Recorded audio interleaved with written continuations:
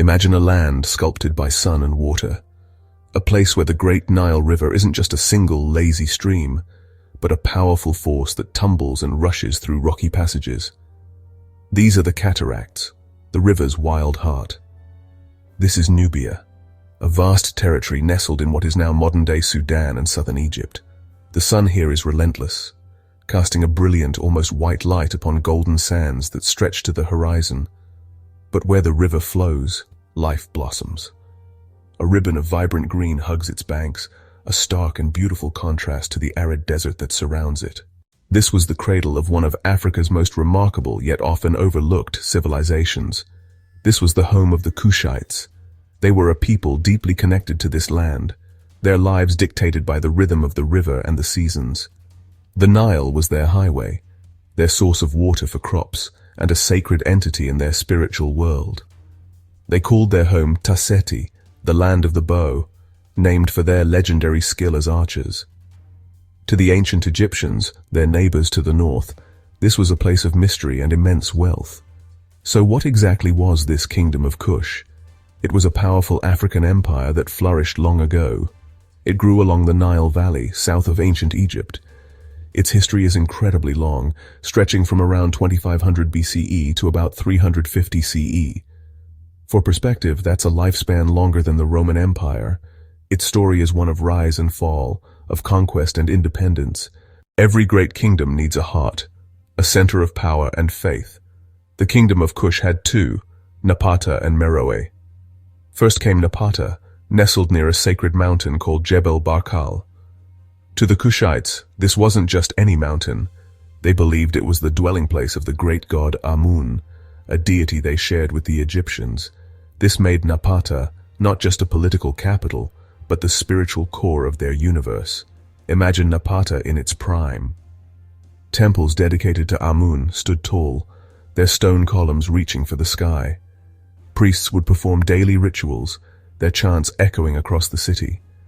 The kings of Napata were crowned here, and it was here that they were buried, laid to rest in small, steep-sided pyramids that dotted the landscape. As centuries passed, the kingdom's center of gravity began to shift. Around 300 BCE, the capital moved further south to the city of Meroë. This was a strategic and brilliant move. Meroë was located in a region blessed with more rainfall than Napata, allowing for more extensive agriculture to support a growing population. More importantly, it was situated amidst vast forests, which provided the fuel for a burgeoning iron industry. Meroë was also ideally positioned at the convergence of several major trade routes, connecting the African interior with the Red Sea and the wider world. Meroë became a sprawling metropolis, a true industrial powerhouse of the ancient world. Its skyline was dominated not only by temples and palaces, but also by the fiery glow of countless iron furnaces. Here, Kushite culture truly came into its own. They developed their own written language, Meroitic, which we are still working to fully decipher today. What was it like to live in this ancient kingdom? For most people, life revolved around the family, the farm, and the river. Families were the bedrock of Kushite society, living together in modest homes made from mud bricks. In the countryside, the day would begin early, with farmers heading to their fields along the Nile's fertile floodplain. They cultivated crops like sorghum, millet, barley, and wheat, using the annual floods to water their land. In the bustling cities of Napata and Meroë, life was different. The streets would have been a vibrant mix of sights, sounds, and smells. Merchants from distant lands displayed their wares in crowded marketplaces, trading ivory, ebony, and exotic animal skins for goods from Egypt, Greece, and Rome. Artisans were highly respected members of the community. You would find potters shaping elegant clay vessels, weavers creating fine linen textiles, and jewelers crafting intricate ornaments from gold, silver, and semi-precious stones. At the top of this society was the royal family. The king was a divine figure, believed to be chosen by the god Amun. His court was a lavish affair, filled with nobles, scribes, and officials who helped run the vast kingdom. Regardless of their station, the people of Kush shared a rich cultural life. They enjoyed music, dancing, and storytelling. They played board games like Senet, which was popular in both Kush and Egypt. One of the most remarkable features of the Kingdom of Kush was, honestly, the power wielded by its women. While many ancient societies relegated women to the background, Kush actually celebrated strong female rulers. These powerful queen mothers, regents, and reigning monarchs were known by the title Kandake, a word that has come down to us through Greek and Roman texts. The Kandakes were not simply wives or mothers of kings. They were often rulers in their own right, commanding armies, managing the state's wealth, and making decisions that shaped the destiny of the nation. The power of the Kandake stemmed from the Kushite system of matrilineal succession. This meant that the right to rule was often passed down through the female line. We see their prominence in Kushite art, where queens are often depicted as being of equal stature to the kings, standing side by side with them in temple reliefs, a clear visual statement of their shared power and authority. Perhaps the most famous of these warrior queens was Amanirenas, who reigned during the late 1st century BCE. When the mighty Roman Empire, having just conquered Egypt, tried to impose its rule and taxes on Kush, Amanirenas did not bow. She personally led her army into battle against the most powerful military force in the world. Her soldiers stormed Roman-held cities in southern Egypt, toppling statues of the Emperor Augustus and carrying the head of one back to Meroë as a trophy. This clash with Rome really demonstrates the formidable nature of the Kandakes. Although the Romans retaliated, the campaign led by Amanirenas was so fierce that it resulted in a peace treaty that was surprisingly favorable to Kush. The stories of Kandakes like Amanirenas, Kandakes, and Amanitore show us that power in Kush was not exclusively a man's game. These queens were diplomats, builders, and warriors who governed with strength and left a legacy of female leadership that was virtually unparalleled in the ancient world. The Kingdom of Kush was a land of incredible artistic and industrial creativity. The Kushites were master artisans, and their work was shaped by the abundant natural resources of their homeland. This is especially clear in their pottery. Kushite potters produced some of the finest ceramics of the ancient world, creating delicate, eggshell-thin bowls and vases decorated with intricate geometric patterns and lively images of animals and plants. Gold was the lifeblood of Kush. It was the source of its international fame and much of its wealth. The kingdom controlled the gold mines of Nubia, and this precious metal was everywhere. While gold brought wealth, it was iron that gave Kush its industrial might, particularly during the Meroitic period. The move of the capital to Meroë was a masterstroke, as the city was surrounded by everything needed for a massive iron industry. They forged this iron into strong weapons, giving their armies an edge, and into durable tools like hoes and axes, which improved agriculture and helped feed their growing population. Meroë became a major center for iron production, and the evidence is still there today in the form of huge mounds of industrial waste, or slag. And then there were the pyramids. When we think of pyramids, we usually think of Egypt, but the Kushites were prolific pyramid builders too. In fact, there are more pyramids in Sudan today than in all of Egypt. Kushite pyramids are different, however. They are smaller, with much steeper sides and flat tops, built as tombs for their kings and queens. They were constructed for over 600 years, long after the practice had ceased in Egypt. These structures, clustered at sites like El Kuru, Nuri, and Meroë, are a powerful symbol of Kushite royalty and their enduring belief in the afterlife. The relationship between Kush and Egypt was long and complex, a dance of trade, influence, and outright conflict that spanned millennia.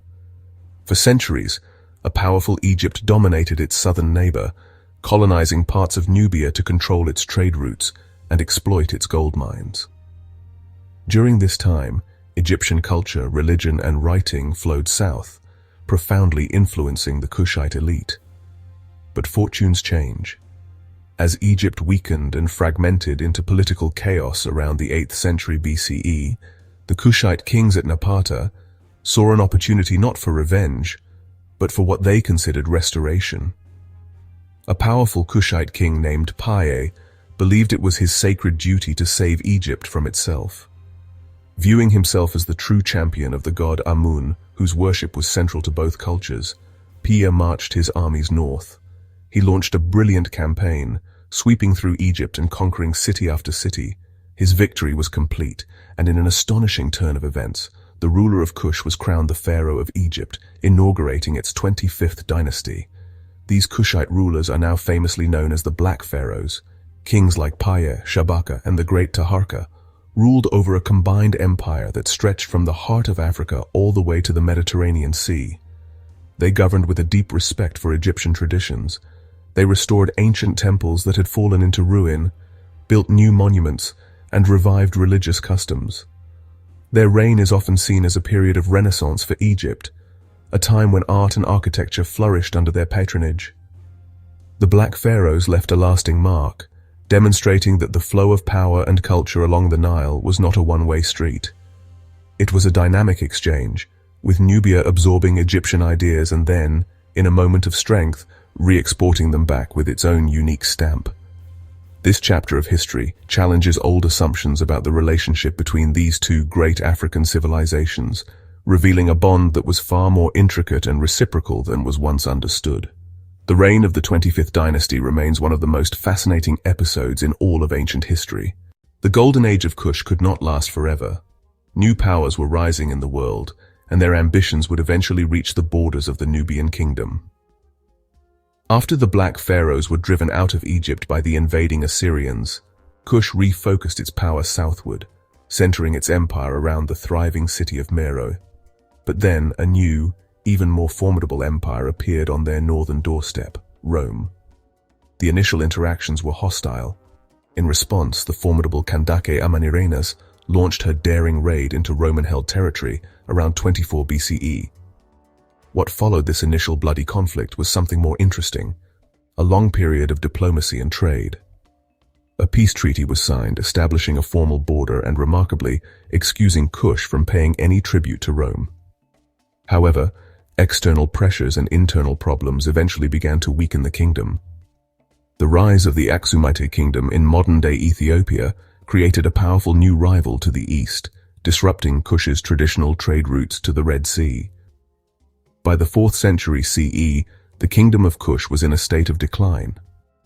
The final blow came around 350 CE, when an Aksumite king named Ezana invaded and conquered Meroë, bringing the 1,000-year history of this great African empire to an end.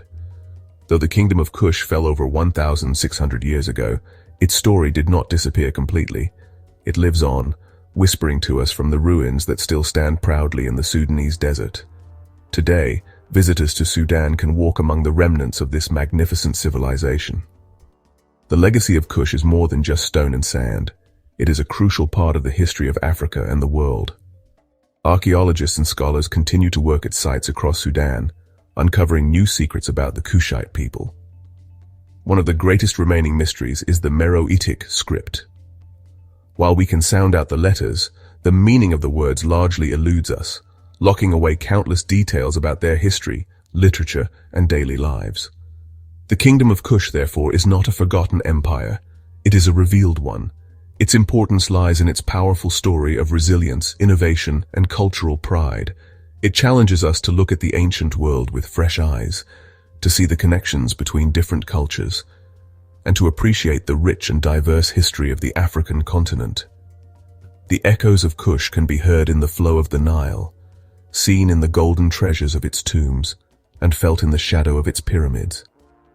It is a legacy written in iron and gold, a timeless tale of a kingdom that once ruled the river and the sands.